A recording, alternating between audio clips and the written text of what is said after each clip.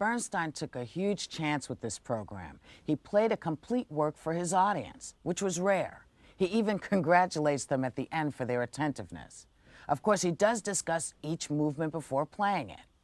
And just as Impressionism in painting is easy to love, because Monet exhibits still pack people in today, so is Impressionism in music. I mean, let's face it, Debussy is beautiful. It is also musically adventurous, and as usual, he gets right to the point and explains how it works, with a few demonstrations at the piano. How does Debussy get that misty quality? Well, it turns out to be a pretty simple matter. It's a trick you can do at home if you have a piano. He could demystify just about anything. He understood the music deeply himself, and he could turn around and explain it to anybody else. And he took his young audiences as seriously as if they were college students. And his excitement about music turned it into a marvelous, great adventure. Also, if you ever had the idea that standing up there and waving this little baton was an easy job, it's not. Take a look at him when he's finished. You think he'd just run the New York Marathon.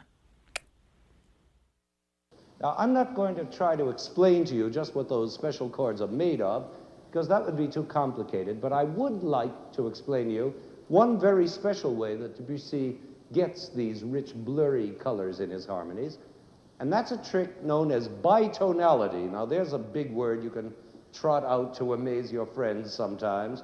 Bitonality. It's a big word, but it's very easy to understand. It just means two different harmonies at the same time. That is, music written in two different keys at once. Imagine, it's as though I started to play the Blue Danube Waltz in one key, and then came in with the tune in another key. You see, that's pretty peculiar. But that is bitonality.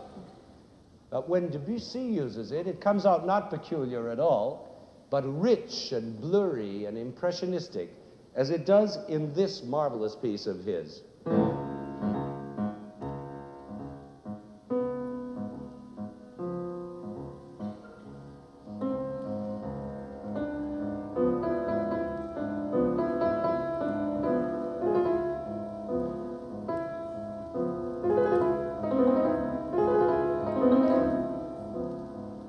How the accompaniment is in one key,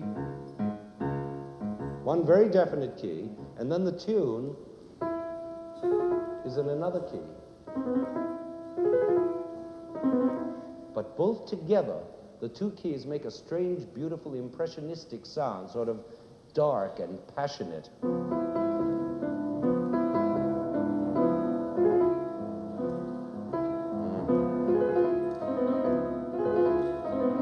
By the way, this piece, as you probably guessed, is a Spanish sort of music. That accompaniment is a tango, of course. It's called La Puerta del Vino. And the fact that it's Spanish tells us still another thing about Impressionism, that Debussy, in his search for new sounds, was always going to faraway places, attracted to music of faraway places, like the Orient, or ancient Greece, or even jazz from America. Don't forget that Debussy was composing at a time when jazz, or ragtime, as it was called then, was just beginning to sweep the world.